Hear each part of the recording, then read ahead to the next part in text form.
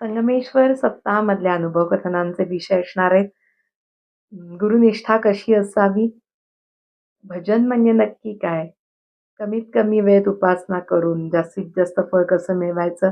परमपूज्य आईंच्या उपासनेमुळे आलेले अशक्यप्राय असे चमत्कार असणारे अनुभव. तसंच कृष्णलीला वर्णनामध्ये कृष्ण म्हणजे काय? कृष्णाचं नवल भारतीय उपासनेत कृष्णाला का वगळता येत नाही?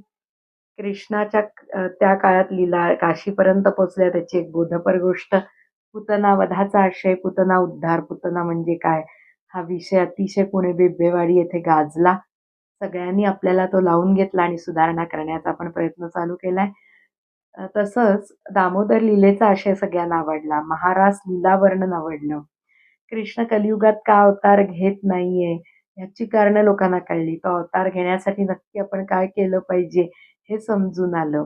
कृष्ण सापडण्यासाठी काय करायचं, तो कोणाला सापडलेला आहे इत्यादी सगळं वर्णन ऐकण्यासाठी आपण संगमेश्वर हरिमंदिरात नक्की सप्ताहाचा लाभ घ्यावा आणि गोकुळात गेल्याचा आनंद अनुभवावा अशी मी सगळ्यांना विनंती करते.